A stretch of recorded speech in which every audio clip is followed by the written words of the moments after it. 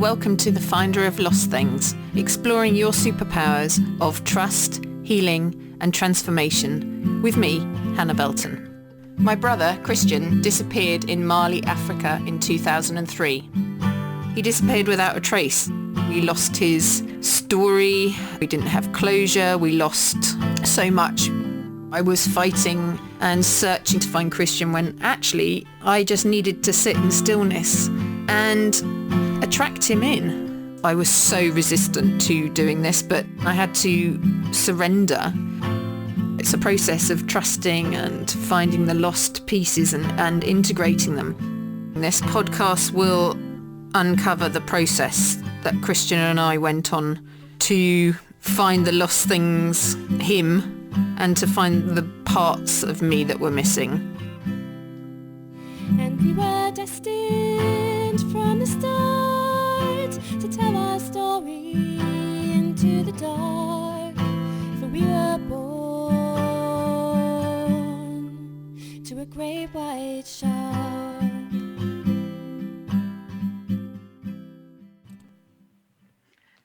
Hello, hi, come on in, please.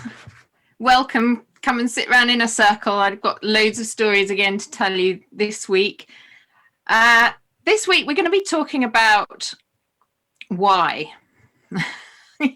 When things go wrong, once we've got over the initial shock or flight or fright response, and we've had a bit of time to sort of take stock, we always ask why. Why did that have to happen? What was the purpose of that? This is something which I have had a long history of asking, why did this all have to happen? And like finding the meaning and the purpose behind what happened to my brother Christian, and also to myself and us together. So I'd really like to show you how this search for meaning and the answer to the big question of why, how this played out over the course of, it's probably about 5 years now. But to show you, I'm going to have to really start with Christian right at the beginning, where he was writing to an agent, a literary agent, and he was describing his project. And I'd really like you to see, I'll try and condense it a bit, but I want you to see what was driving Christian at this point. And I guess we have to ask, when you're asking the question why, is it fate or is it destiny? Now, fate to me is, I was asking my friend and colleague Natasha, who you'll meet in a couple of programs. I was asking her what she thought about fate and destiny, the sort of differences. And I just want to tell you what she said, because it was quite, it sort of triggered me and as an aha moment. She said to her, the feeling of fate felt like heavy, like it's something that is going to happen and you're just sort of trotting along, being pulled along. Destiny, on the other hand, is something that's light and it sparkles and you're like really excited and off you go. So when I read you this, you'll understand that why I initially thought that this was all Christian's destiny, going to Africa. So he's writing to a very well-known London literary agent, and he when he introduces it, he starts talking about his aims. So this is Christian speaking, and this was written in September 2002. So he was 27 at the time. So, my plan is to trace the route of the British explorer Mungo Park, whose mission it was in 1795 to discover the course and termination of the River Niger in West Africa. With the bicentenary of his death soon approaching, I thought it would be a fitting tribute to his memory to recreate this amazing journey in post-colonial Africa. I want the real gritty realities and challenges of travelling in these environments to become apparent from my writing and filming.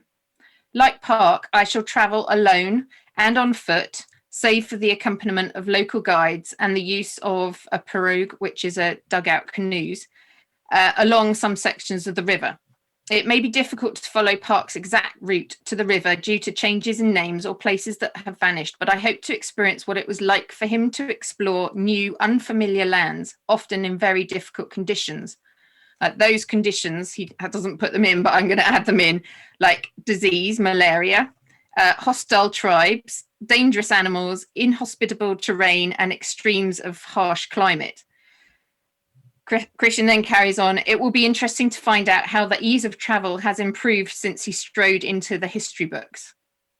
Then he goes on to talk about the journey, which I'm going to praise. It begins in Gambia, right on the west coast, and it passes through Senegal, into Mali, past the ancient city of Timbuktu to the edge of the Sahara Desert, down through Niger and out through the forests and mangroves surrounding down into Nigeria. The route covers a distance of 2,100 miles and passes through the territories of at least 8 different tribes. I would expect to take about 5 to 6 months to complete the journey, to allow time to visit the major sites, to experience the lives and cultures of these people, and to spend some time looking at the country and the wildlife that lives there. And then he goes on to break down the journey, and his first part of the journey was overland from Gambia to Bamako in Mali, which is from the coast into the Sahel, which is sort of grasslands, and then onto the Niger, onto the river. He never got past his stage 1 of the trip. But then he goes on to talk about his experience and interests, and this is where I think we can start to see how this trip to Africa and what unfolds has been like his destiny for a long, long time. All the traveling that he's done, and but you'll see. So my experience and interest. I was initially attracted to the stories of Mungo Park's adventures as a result of some of my own experiences traveling. And once I'd learnt more about his travels, I found the idea of undertaking such a challenging journey irresistible. I am roughly the same age as Park was when he set out on his first journey. I'm 27, he was 24. Like him, I went to Edinburgh University. I too went abroad after finishing my studies and was also interested in wildlife.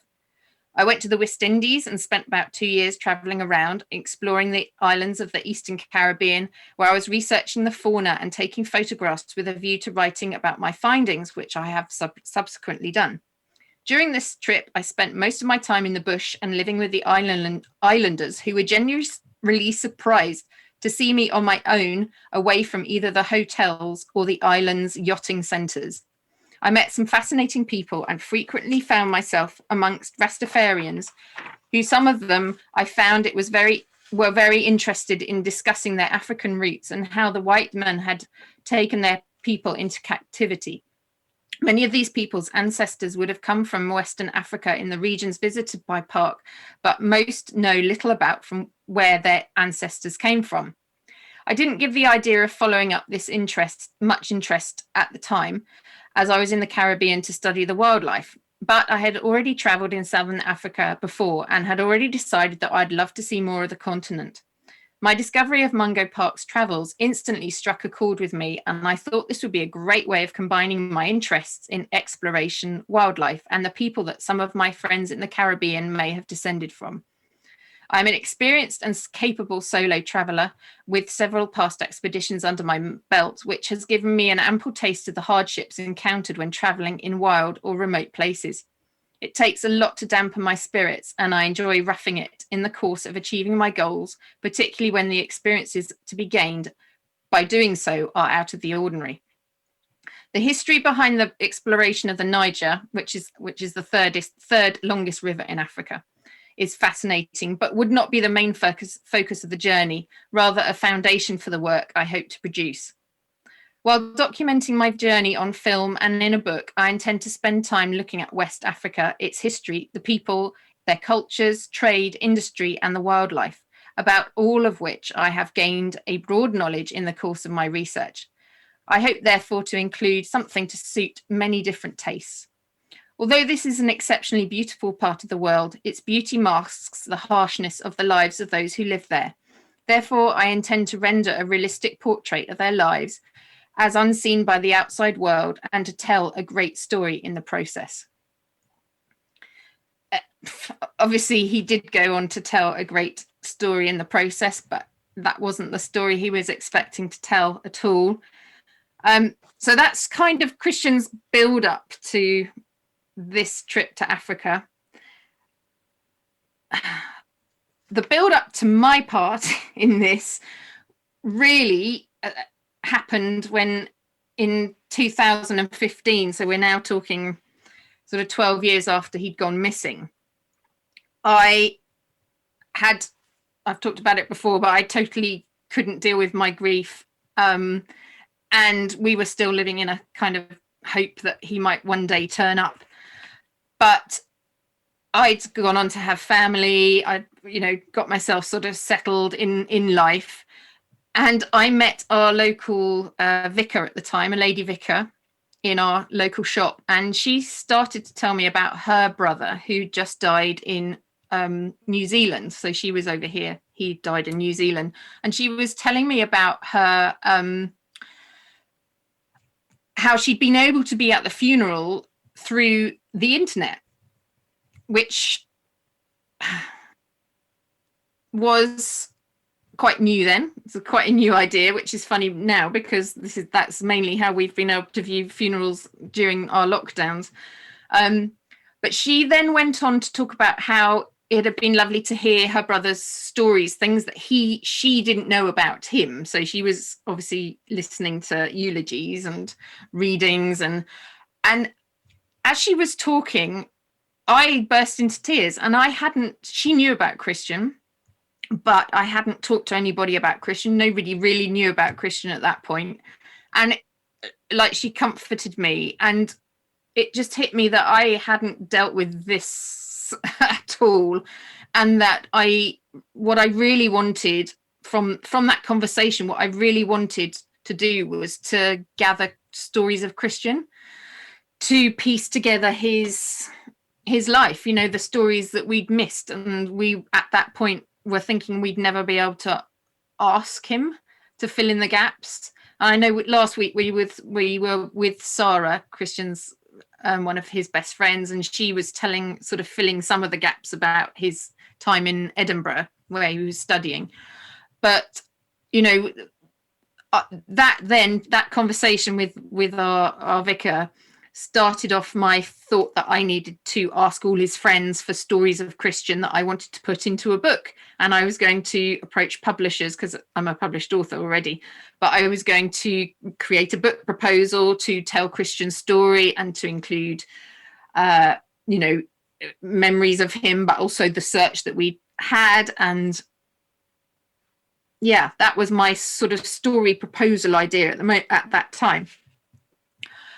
But we kind of moved on, because when we got to 2018, when Christian and myself found out that he was actually dead, that kind of the focus of why this had happened changed. So initially I was thinking, well, there has to be a reason for him going missing. There has to be a reason for me starting to feel that I need to find him again after all that time, and to start following this pathway really of a spiritual awakening. And I was actually reading this book today. It's a brilliant book, Sand Talk. And in it, there's a brilliant line, ghosts tend to linger where there is unfinished business and hard truths buried in shallow graves. And obviously, when we found out that Christian was dead, there was obviously a huge story to tell.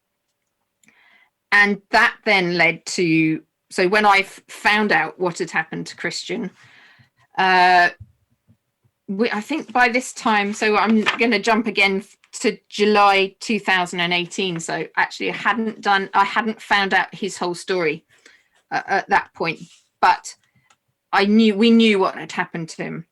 And I started to think that actually this was a much bigger story than Christian and myself, and this was being expanded out to other people.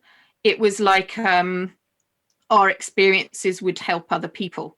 So we'd gone from just sort of sibling interaction to actually thinking, hang on, this is on a much bigger scale than we think. And I'd actually wrote down my fears that the story that we've been through, the 15 years, I don't want them to be wasted.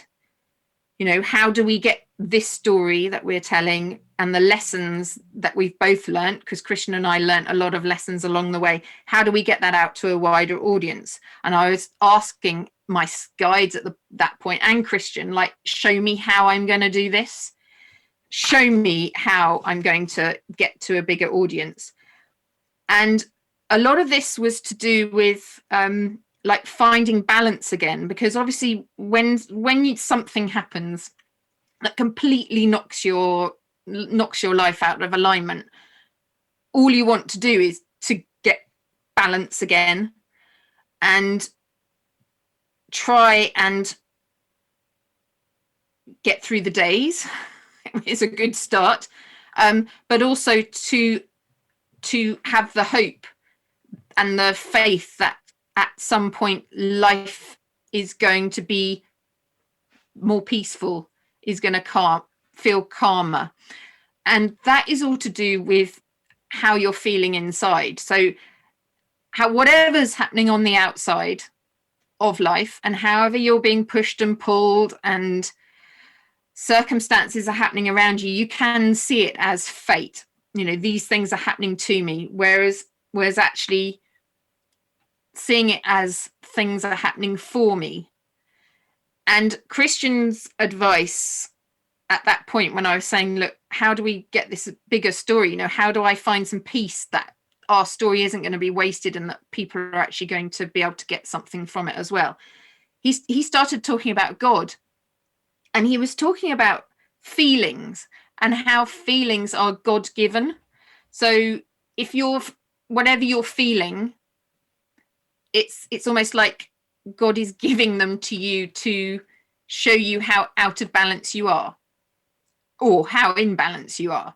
So we're always trying to get back to a balance. And I used the image of the blue triangle for the image for this show, and that's really getting back to that balance and that calmness and that peace. And that was what I'm going to show you, what Christian and I and all of us are all trying to do in this life.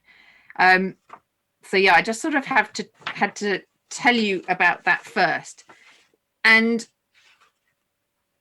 finding your balance is like a real purpose in life.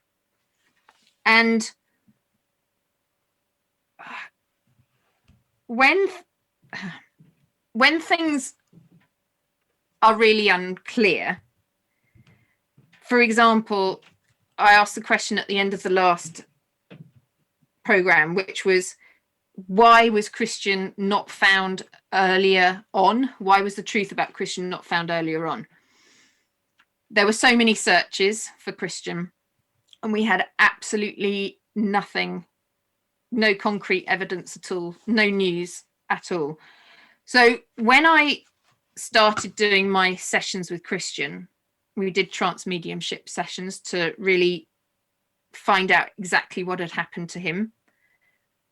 I asked him why it had taken so long to find him, for number one, and why it had been me that had to find him, because at that point it became really obvious that it was a journey that Christian and I were doing together. It wasn't just him going off and me going off on our separate ways in life. We had come back to sort of parallel. And Christian said, and this also kind of gave or you'll hear it, but it gives an idea of the purpose behind him going missing and everything that was going on. But it also again shows this idea of a destiny. So yes, so there were lots of searches for me, I'm now told, but why was I never found? So this is Christian speaking through me. And he says, the honest truth is that it would have served no great purpose for me to be found then, dead. I would have just been a dead brother, a dead son, a dead friend. Everyone would have grieved in their own way and then moved on with their life as best they could. But that was never the purpose of my death or my story towards my death. The purpose was for Hannah to move through life, to have her family, to experience being a writer, to experience speaking in public.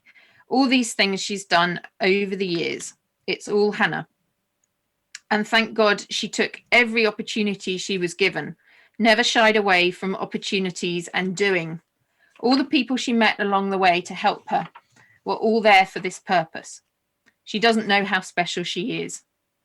She healed and regenerated herself from loss using all the guidance around her. And now we are in the position to use everything that Hannah's learned to be able to bring my purpose, to be able to bring purpose to my death and missing status for 15 years. Hannah understands this now, but she's resented it for many years. We've had to, no, not we, as I've played no part knowingly, but others in spirit have been leading her. In many cases, using other people to keep her in a state of hope, to bring her to the point where this purpose is now being able to be fulfilled. The past is quite a murky place for me in the physical, but Hannah's going to help me to tell my story and shed light on what has happened by telling you my story and hers.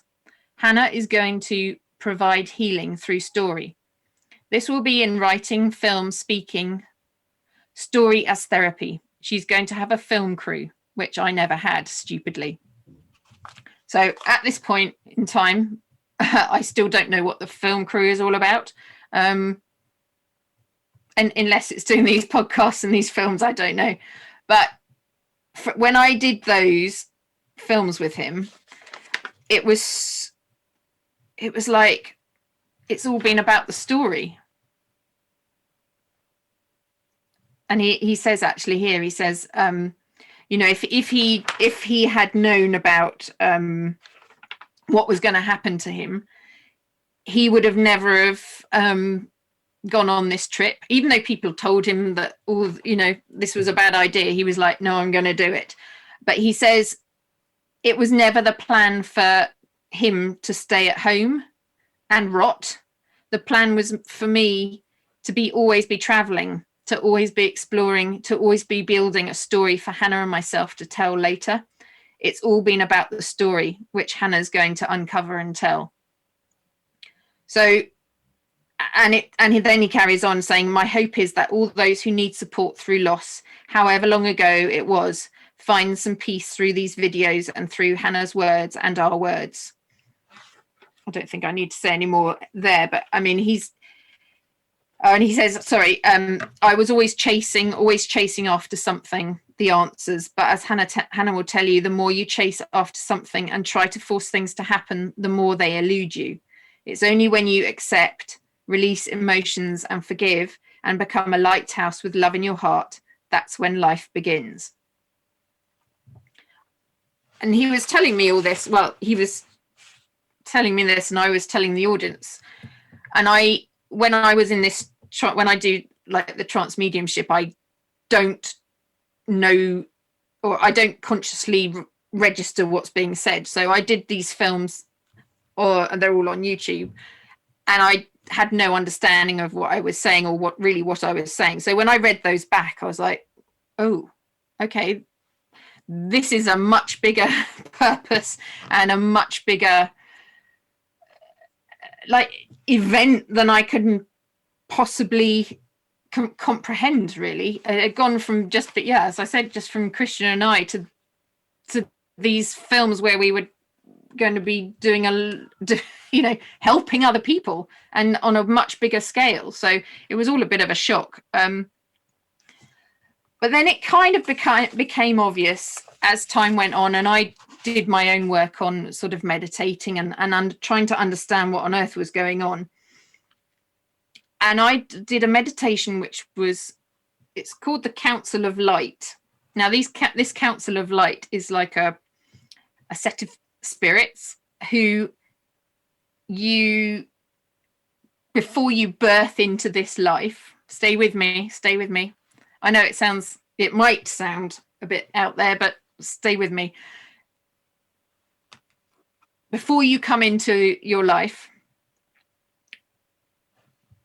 you have, to a certain degree, decided on lots of things that are going to happen to you in this life. And I did this meditation, and I'm going to share with you some of the things that came up. And I also want to include another few things about destiny life and also about the parents that you choose. So I did this meditation, and it became really obvious. Christian and I were together before we birthed. We're only 14 months apart in age, so we birthed pretty quickly together. So I was with Christian in this sort of Council of Lights area before we birthed, and Christian was very excited.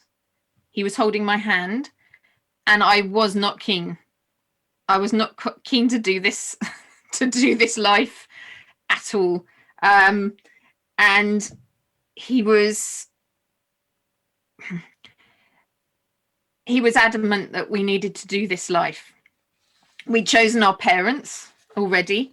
And I will tell you this is something later that he told me, but I will tell you what he said about our parents. So like our parents, they might not totally understand what's happening to you, but they understand. They allow you to evolve. They understand that you need to break and rebuild yourself. They shouldn't be scared of what you become. True love allows understanding, forgiveness, and finds a way. We're very lucky with our parents, Han, and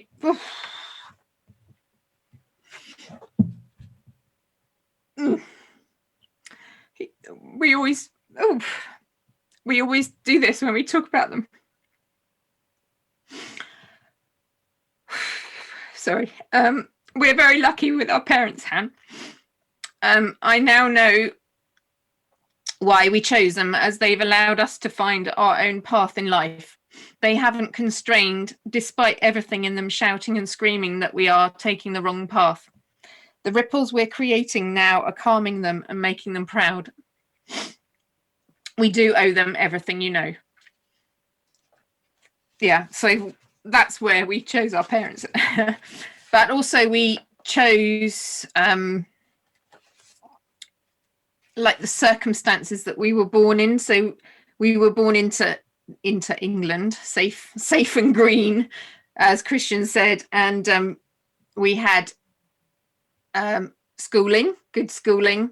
Christian was a boarder, so he went away boarding, and the whole point of this life was that Christian and I would be separated, and I knew that. We both knew that coming in, but in the circumstances that we lived in, the separation was quite an easy one in terms of boarding school and that sort of gradual separation. So we grew up on a farm together for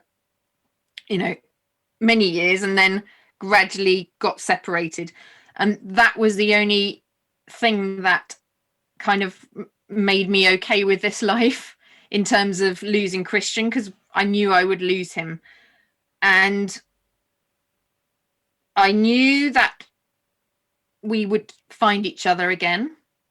I didn't know how or when or in what circumstances, but I knew we would be reunited.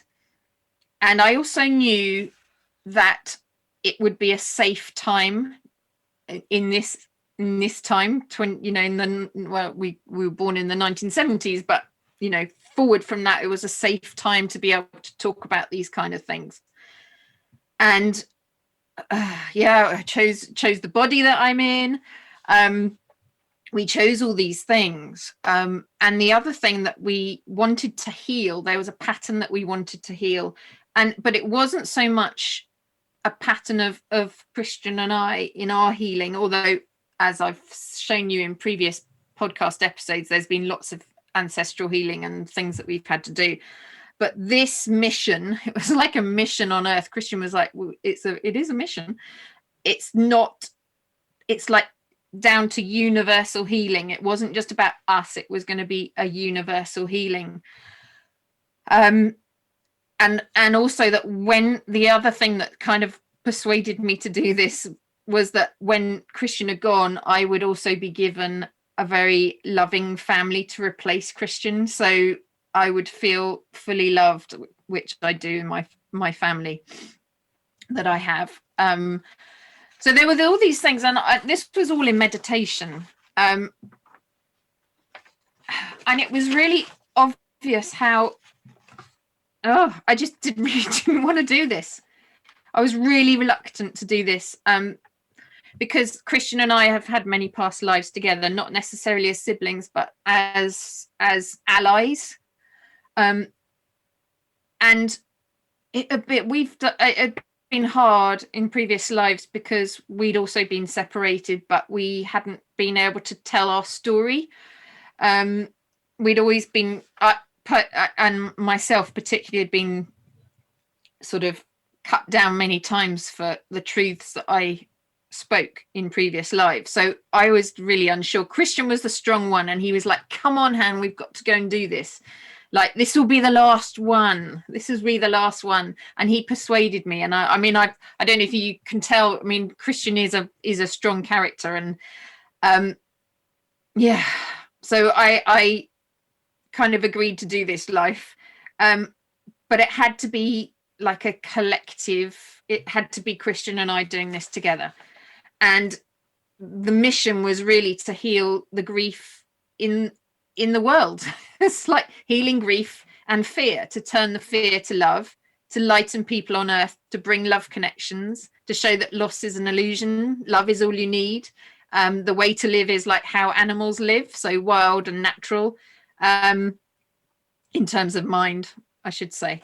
And like I was also shown, that was when I was shown this triangle, and how balance is so important, and how rebirth is important. So like when these awful things happen, or where you're forced to change, where you're forced to accept the unknown, like that is when it is your opportunity to rebirth. And we'll get onto that a little bit later. But this meditation was so real. I was seeing so there were lots of other people around us in this area. So if you're listening to this and you're like, when I'm talking about the Council of Lights, and some people would call it the Ring of Destiny, I think. So this area before you birth, where you get your sort of mission, but then when you're born, you sort of get this collective amnesia. And life is all about finding that balance again, and going through all the lessons. And actually Christian says something here.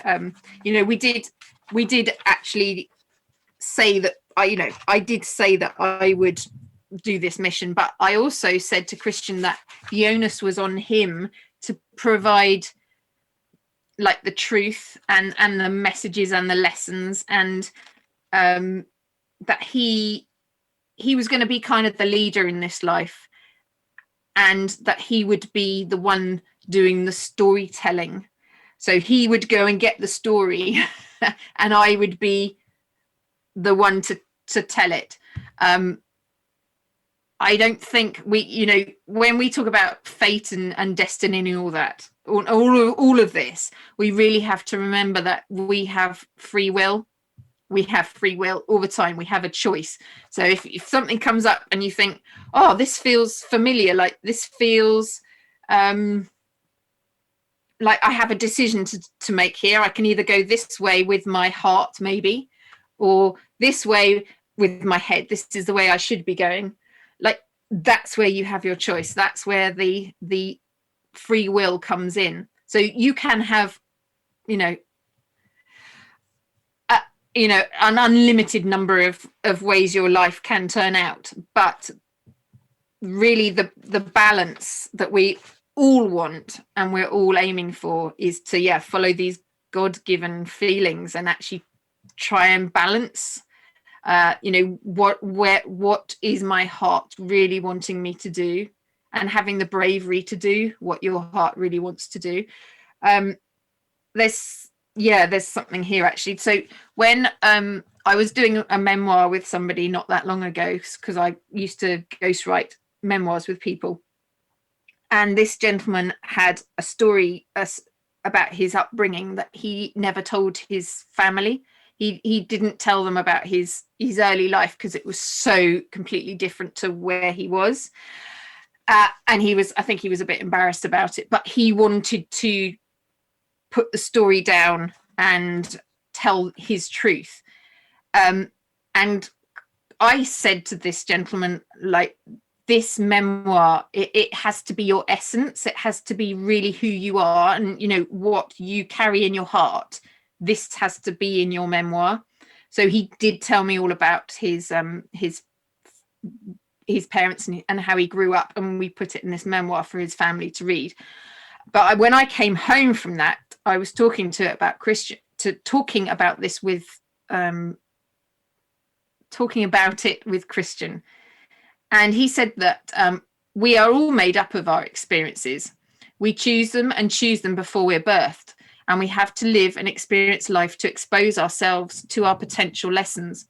It's up to us whether we firstly engage with the potential lessons, and whether B, we live them, and C, whether we allow ourselves to learn from that situation. We can fall at any of the hurdles. So, like living your destiny life, and Christian will say, you follow your dreams, but don't expect it to be an easy path, because when you're stretched, when you're challenged, like, that's when the good stuff can really happen. But it's not easy. I mean, none of this path that Christian and I have been on, and which we would encourage others to do. If you have a death or a loss or a grief that you can't shake. Really doing that inner work and really exploring it and releasing the feelings, and like going on the journey, doing that walk through the grief. We call it a grief walk. So actually walking through the grief and really releasing everything. That is what that's what we help other people with, and that's what we recommend. That we are an example of how grief can be, I was going to say, overcome, used. How grief can really be used to grow and expand, and to see life in a different way. We have this image of Christian and I have used to, in our meditations, used to fly as eagles, and when you're in your eagle form, like, you're high up, you can see everything from a much higher perspective, and you can see a longer perspective as well. So I think what we're talking about here is all through our journey, is the long view of it. When you're living in a situation and you're very insular and everything is getting on top of you, it's very easy to not be able to take the long view and just struggle and strive and fight. But actually, when you're up high, you get a soul view of your life, really. So your higher self, what you've come here to achieve, you can kind of go, oh yeah, okay, if I look at it from a higher view, this has happened because of this. I'm here to learn from this. I'm here to break that pattern. I'm here to be the hope of my ancestors, that I will be able to break this pattern of behavior, maybe, or I need to be able to forgive, and that will change my life and my family's life from now on. All these things. It's taking what that destiny that light feeling. How will this make me light? How will this make me lighter? How will this change me in a positive way? Sorry, I went off on one then. Christian was obviously going off. The other thing that I needed to talk about was Christian then told me a couple of extra things which made more sense to his kind of side of the story. And I'd just like to share these with you because they might trigger something for you. They might just trigger something about experiences that you've had, and also the idea that we're never alone, and we come into this life with a purpose, and it will be unique for everybody. But we have a whole heap of guides around us, and we only have to ask for their help if we're feeling stuck. Anyway, Christian, he's already talked about angels when he was growing up, how he had angels around him. And Christian, so this is Christian speaking. This is after I've found his story, after we've done our storytelling. We did live, but there's an extra bit to this at the end. So when I was traveling through Africa alone, I had several strange experiences which changed me forever. Little did I know my earthly life was nearly at an end. The first experience was a visitation by an angel. It was neither male or female, and androgynous, I suppose. It was definitely in the human form, though, pale-skinned and totally foreign-looking amongst the Africans I was usually around. It became, after the first visitation, a regular visitor in my eyes. It really did appear to me like a living and breathing human. It came to me in moments of quiet and peaceful contemplation, usually when I had finished scrawling, like his handwriting, his notes, and it would appear to sit down beside me equally at peace. Africa, I thought, was playing tricks on my mind. Traveling alone frequently does this to people. But this was no figment of my imagination. At first, I was taken aback and wondered what I should do and say in its presence. It had this beauty, silent and serene. I wonder if it's rude for me to be using the term it. The apparition never said anything on the first few visits. We just sat contemplating the enormity of the landscapes in our view. It never touched me physically, ever, but I felt an intense energy radiating from it. It was dressed in a white robe, sparkling clean even in the dust, and I always felt grubby and embarrassed by my appearance. But I knew I wasn't being judged. I could tell its hairstyle, short and closely cropped, was blonde, natural. Blue piercing eyes like lasers almost.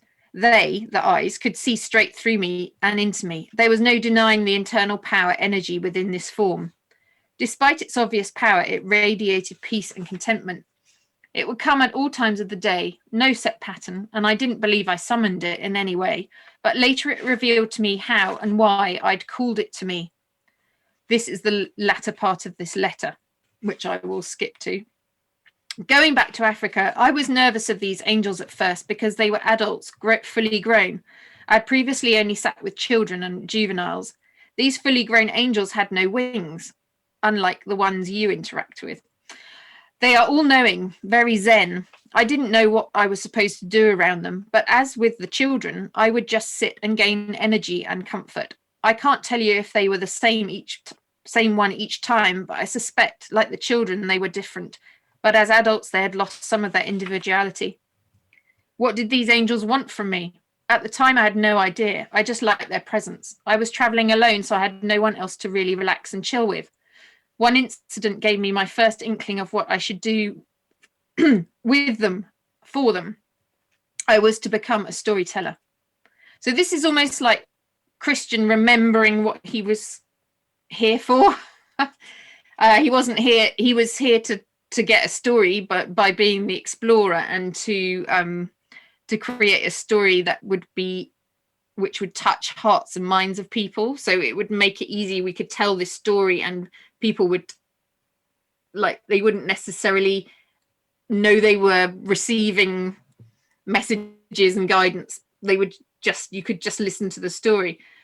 So he's saying, by being a storyteller, as you know, it's all about giving a voice to universal truths and themes. Fables, myths, and legends all tell truths in story, which is easy to pass on. Lessons learnt are passed on. One day or evening, I was sitting under this tree, shaded and actually full, so he'd had a full meal, and I must have fallen asleep. Unusually, the angel appeared and spoke with me. The voice was totally hypnotic, like warm treacle flowing over a sponge pudding. Public school desserts there. I'll try and remember exactly what was said. And then, so this was when he was in Africa traveling. So we were kind of time hopping. Christian, it said, your time on earth is running short. Your life has been one of searching, running, and breathing to be free, to have that angelic energy that you've been introduced to make a difference in this world, in the physical, that you create in your dreams. With your background in zoology, we've given you opportunities to do with the animals, but that's never fulfilled you as you thought. All the opportunities we've presented have appeared to fail. We've been waiting for this moment, this perfect moment, to give you your real purpose in this life. All is ready for you now. You do not need to be scared. You do not need to be wary of what will unfold. Your sister, Hannah, is coming to you to help you. She will take over my role. She will speak to you, unlike me. Grandmother and Edward, neither known to you, will appear to you too. Now, Edward, if you've been listening to the podcast, is Ursula's father from podcast 2 and 3. They are in spirit. They have already made contact. Blah, blah, blah, blah, blah. Yeah, so he says, like, Christian was basically saying that before, as he was going towards his death, he was being told what was going on. And I would really love to have a death doula on the show with me. So if there's anyone out there who's listening who'd like to come on, but I know that so many interesting things happened before death occurs. And Christian obviously had these visitations, and he was being told what was going to be happening to him. And he then later says that angels are God's messengers.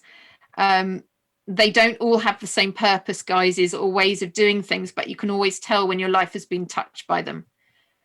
And again, that's that sort of that destiny calling, that idea that we're being taken, and you're following what lights you up, what excites you. Keep following in that vein, and like take the small steps, like live in the present and just take those small steps. If something's calling for you, like you'll be pulled. Like Krishna and I have been pulled all the way through our lives. Actually, literally being pulled forwards to this point. We are all, if we allow ourselves to be pulled, but we do have this choice. We can say, no, you're right. But you will keep feeling uncomfortable. When you're feeling uncomfortable and when you're feeling nervous about things, like that's when you're getting the call to go where you're wanting to go. It's uncomfortable, but often that's where the really good stuff is happening, and when you're going to learn stuff. And then there's just one little bit as well I want to add. So this was later on, this was Christian's like last little bit of extra information for the book. He's always talking about a book. So I think these podcasts have actually been the book. I've been writing it as I've been speaking it. So this was the last little bit that he wrote about why he was traveling, why he was always drawn to traveling. And as often happened, I was actually reading a book, and I burst into tears when I was reading a section. This is the book. It's The Songlines by Bruce Chatwin. And Bruce studied nomads, and he traveled all over the world with nomads. And this is The Songlines is all about the the Australian Aboriginal songlines. And in it, I was literally in the middle of Kidzania, which is like this weird thing for children where they basically go out and try different jobs. So it's like this whole town, and they have set areas where children can go and do different jobs like vet or radio or sportsman or something like that, which is totally commercialized and totally totally what Christian was actually trying to get away from, which will become clear. But yeah, in the middle of this place, I was reading this book, and there was a mention of walking, how it gets you closer to God, it gets you closer to balance, to peace, and there's apparently in this book there's a Latin term. I'm not even going to pronounce the Latin, but it translates as "it is solved by walking," which I think we actually mentioned in the first podcast. So Christian, as I've told you from that first agent's letter, he was always traveling. He was like the wild man. I'm sure you've seen the pictures. That's what he wanted to do with his life. He was drawn to walk. And this is Christian's last piece to me about, kind of like tying up the ends. So we wrote this in, let me just see, in May 2019. And he says, travel. Han, this is an important point for the book. And that's why I gave you the tears yesterday while reading Chatwin's book. I'd really like to say a few words about why I traveled and what I experienced while traveling. In one word, freedom. I was able to be myself, undistracted from being don't know what that says, from being my true self. I could be bolshy, kind, generous, sociable, quiet, and wander freely. There was no demands placed on me except my own thoughts, which were sometimes skewed by drugs or alcohol. That was in the UK. But generally I could be myself, which was such a relief. Dusty boots and wind in my hair or heat on my back, flies around me, a natural diet and fresh air unpolluted by traffic. I had space to wander and explore. And that idea of the rhythm of walking being hypnotic and meditative was so true for me. I could really see myself and the universe around me. Even in Africa, before the angels, I was beginning to view myself and my place in new terms. The snake shedding her skin was an apt metaphor. It's like seeing things with new eyes. Corny, I know, but true. I was being stripped back to my bones. Who was I? What was I doing here? What was I contributing? What was I doing with this life? Who was I living for? Myself or others? What was the extent of myself? Where did I begin and end? Heavy questions. But like you, Han, when you were told to know yourself, that's how you awaken. You, as me, a starseed, know now that this life has all been about the journey we've been on, the wanderers, the journeyers. We've come full circle, lost and found, lost and awakened, sleeping and alive. Truth kicks you into life. That's a good phrase. Being alive is feeling the wind on your face, the sensation of an energy greater than yourself enveloping you, sensing the mystery of everything around you, the potential that exists to tap into. You can be part of that energy. Tap into it like plugging in a socket to connect to that energy. Of course, the potential to connect is always there. But what do people do with it normally?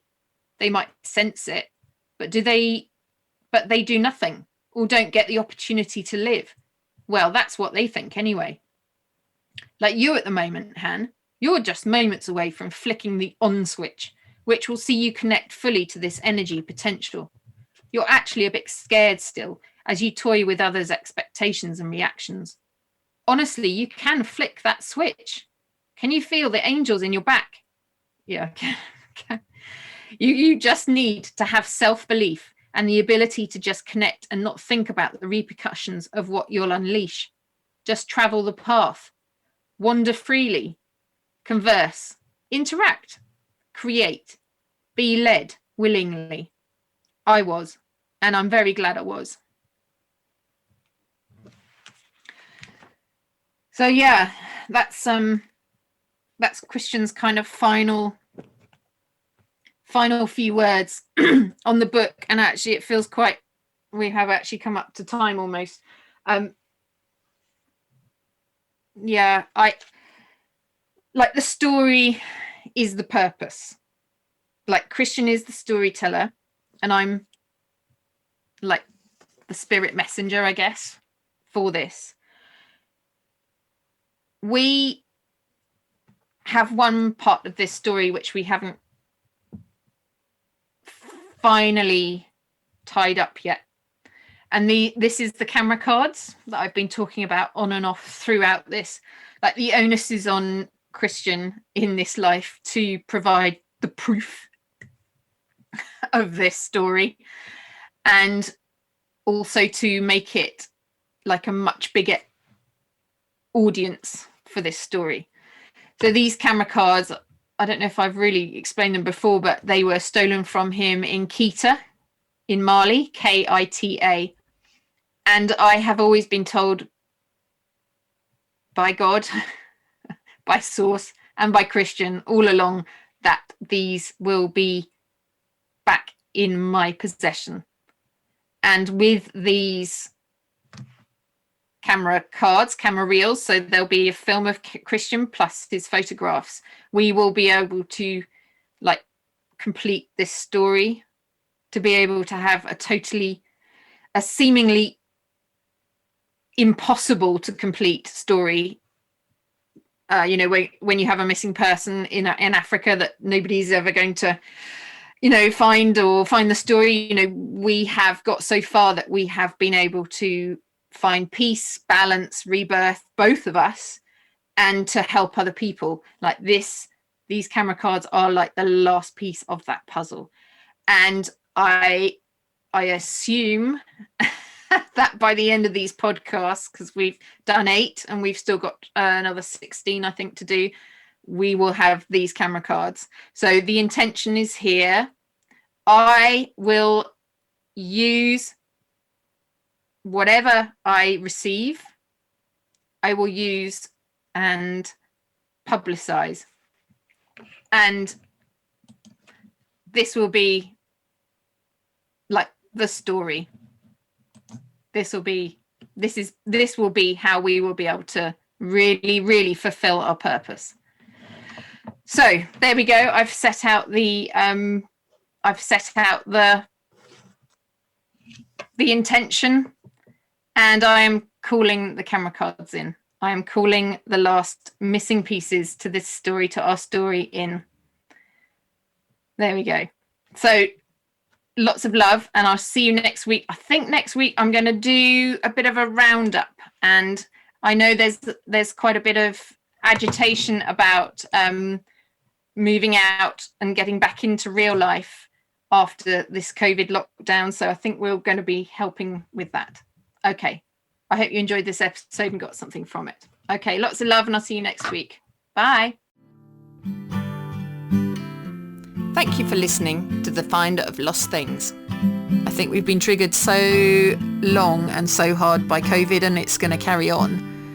People are getting used to stillness, and they're getting used to more solitude. But how do you use that time for the highest good? This process that we're going to explore will bring back the joy and purpose to life. That wholeness, you know, that sort of harmony and flow and togetherness. People are really ready to find their lost parts now. You can find me at hannahvelton.online.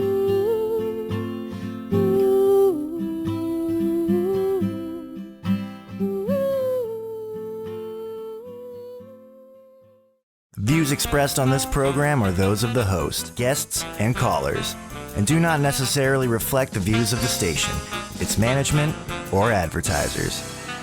You're listening to Transformation Talk Radio.